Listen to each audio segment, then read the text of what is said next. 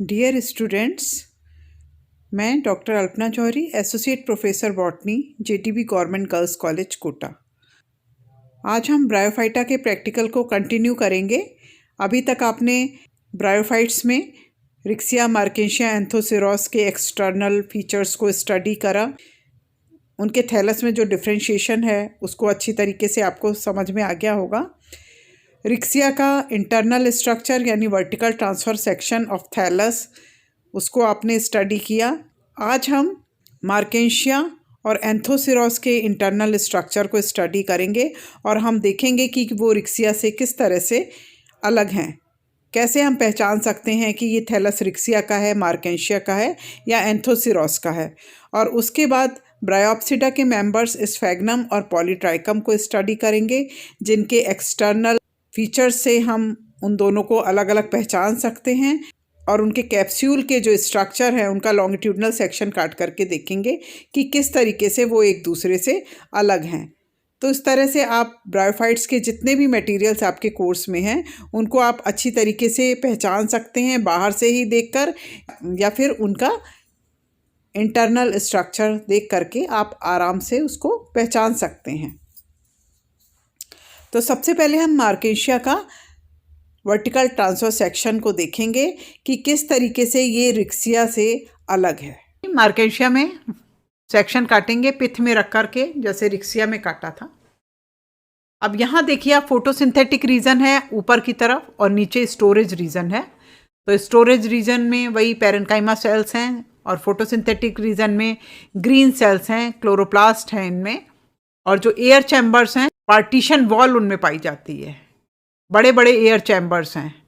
Partition wall में भी chloroplast पाया जाएगा और इनके अंदर फोटोसिंथेटिक फिलामेंट्स दिखाई दे रहे हैं आपको। ये फोटोसिंथेटिक फिलामेंट ब्रांच्ड भी हो सकते हैं या फिर अनब्रांच्ड भी हो सकते हैं।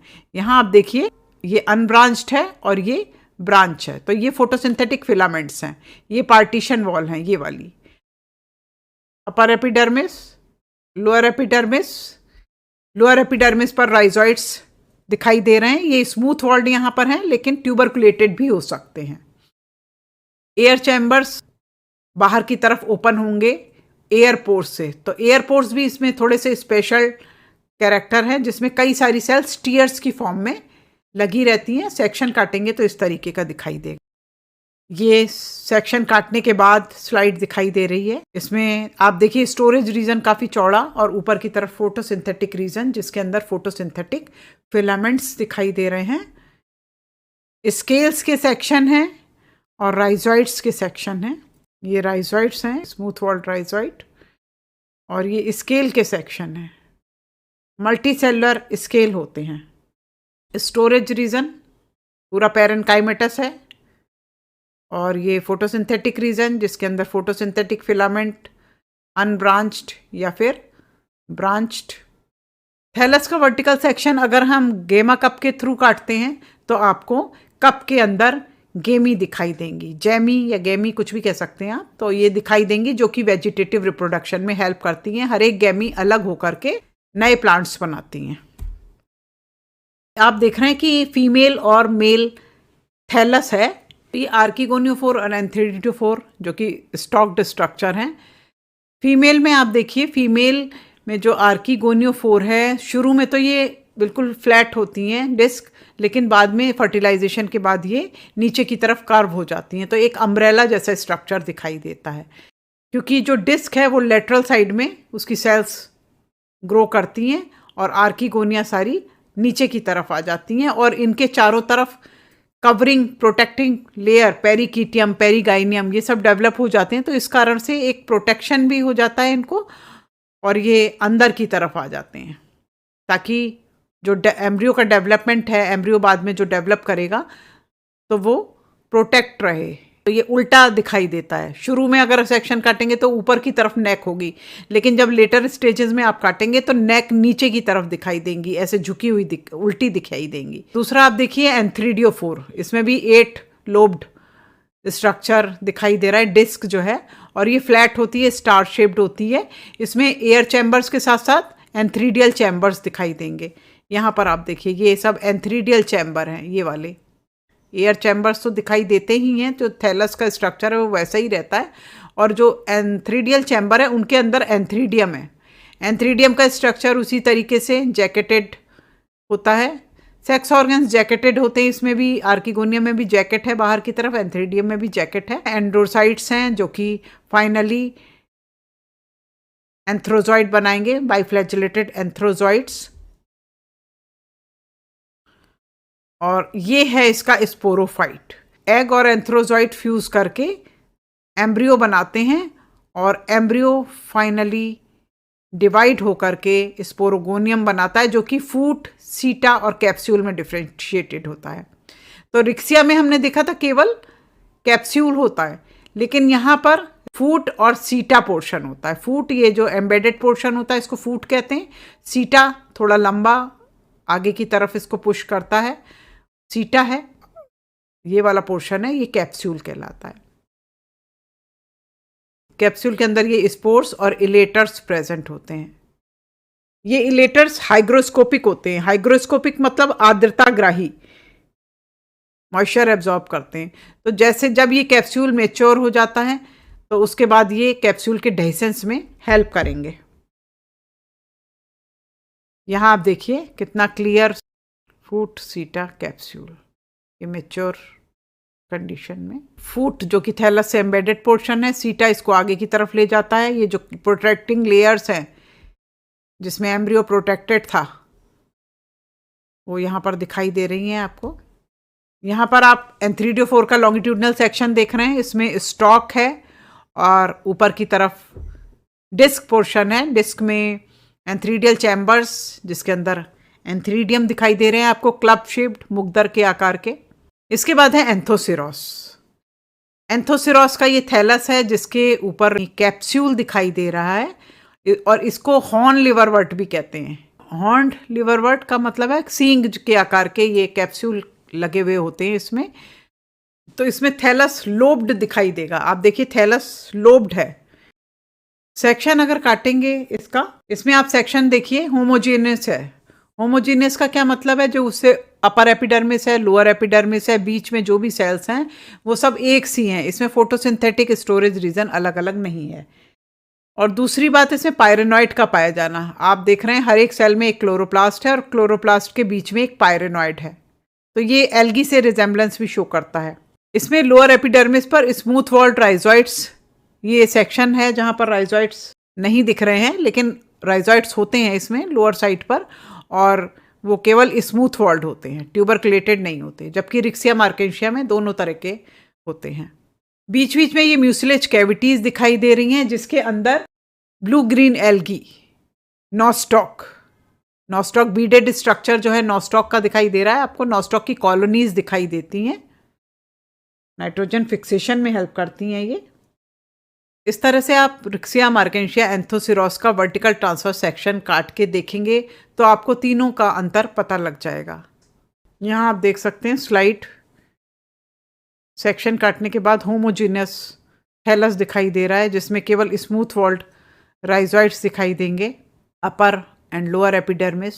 यहाँ तो वेजिटेटिव थैलस है, लेकिन अगर रिप्रोडक्टिव होगा तो इसमें सेक्स ऑर्गन्स, एंथ्रीडिया या आर्किगोनिया भी दिखाई दे सकते हैं। ये स्पोरोफाइट है जो कि ऊपर हॉर्न की तरीके से निकल करके आता है। इसका लोअर पोर्शन दिखाया गया है, सेलुलर डिटेल उसकी आप देख सकते हैं।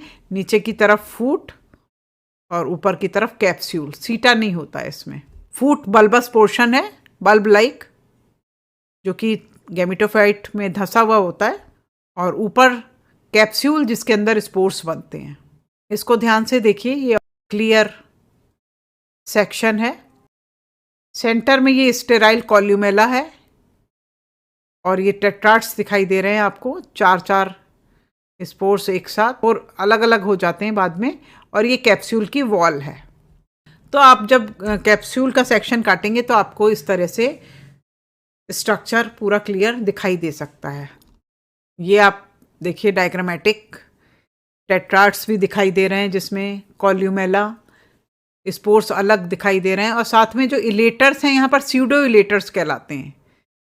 स्यूडो इलेटर्स क्योंकि इनका फंक्शन तो सेम है लेकिन स्ट्रक्चर डिफरेंट होता है, मल्टीसेलुलर होते हैं ये। स्यूडो इलेटर और इलेटर में अंतर क्या है? इलेटर्स एक तो यूनिसेलुलर होते हैं और उसमें स्पाइरल थिकनिंग होती है, जबकि स्यूडो इलेटर्स में स्पाइरल थिकनिंग नहीं होती और ये मल्टी सेलुलर होते हैं। इलेटर्स ब्रांच्ड नहीं होते, वो खाली अनब्रांच्ड होते हैं। ये अनब्रांच्ड या ब्रांच्ड भी हो सकते हैं।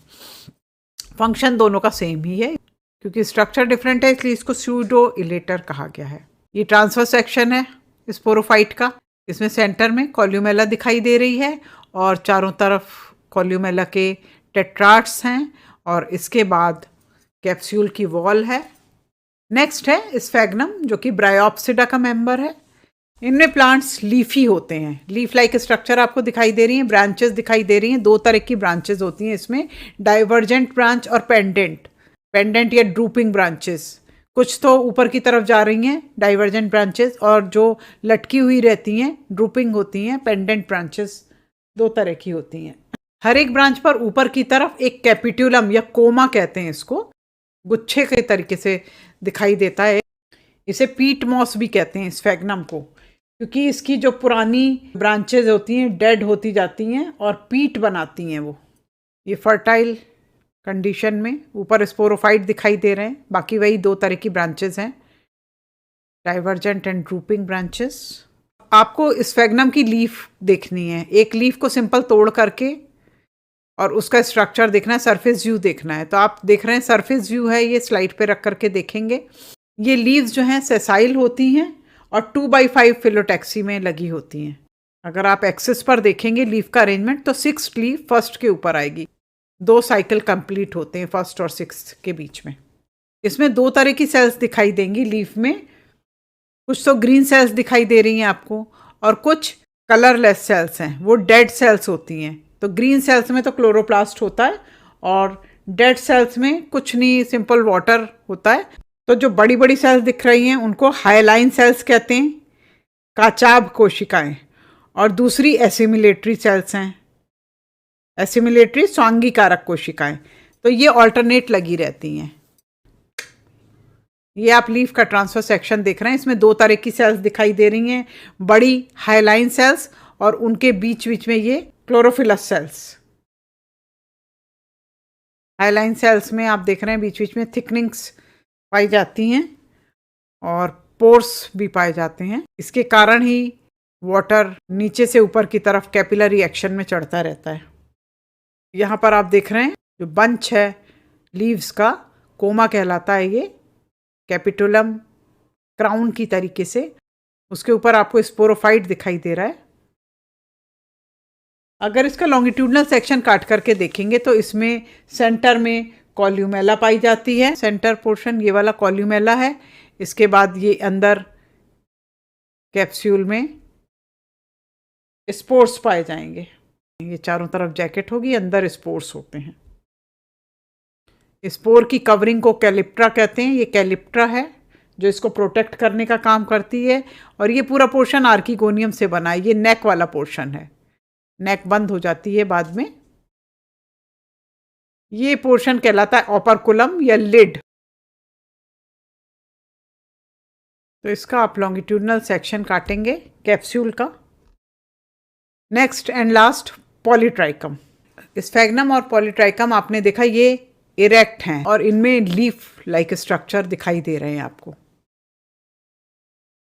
ब्रायोप्सिडा में राइजोइड्स मल्टीसेलुलर होते हैं और इनमें ओब्लिक सेप्टा पाए जाते हैं। हर एक लीफ के बीच में मिडवेन पाई जाती है और लीव्स जो है इसमें स्पाइरली अरेंज्ड होती हैं।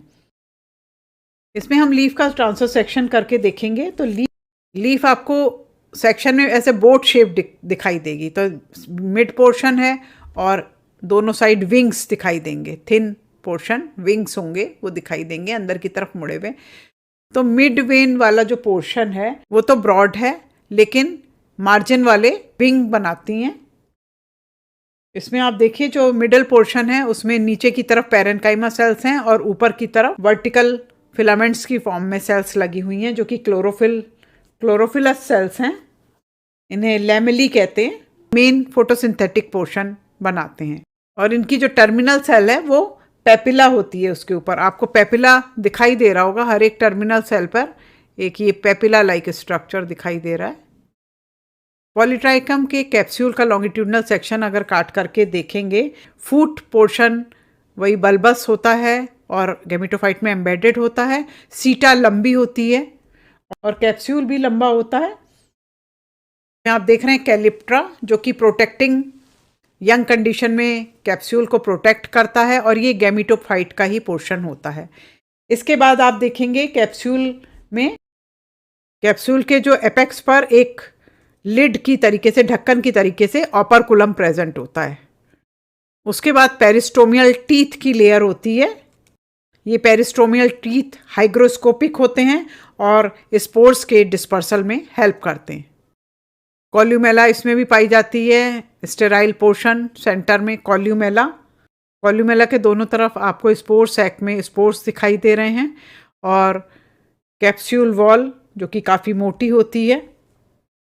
नीचे की तरफ आपको स्टेराइल पोर्शन एपोफाइसिस दिखाई दे रहा है। तो ये लॉन्गिट्यूडनल सेक्शन आप कैप्सूल का करते हैं तो आपको ये सारे स्ट्रक्चर दिखाई देंगे।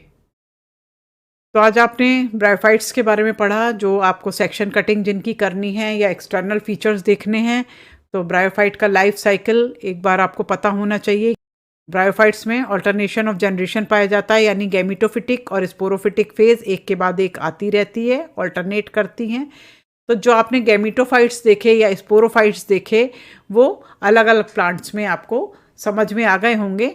गैमेटोफाइट यानी gamete producing plant, gameto plus phyta, gamete producing plant, phyta मतलब प्लांट।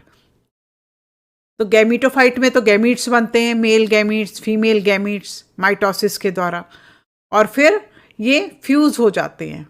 फर्टिलाइजेशन के बाद जाइगोट बनाते हैं, और जाइगोट से फिर एम्ब्रियो, और एम्ब्रियो से स्पोरोफाइट बनता है इसमें, और स्पोरोफाइट के अंदर स्पोर्स बनते हैं, जो कि रिडक्शन डिवीजन के बाद बनेंगे, और ये स्पोर्स जर्मिनेट होकर के वापस से गैमेटोफाइट बनाते हैं। तो इस तरीके से इसका लाइफ साइकिल कंप्लीट होता रहता है। Thank you.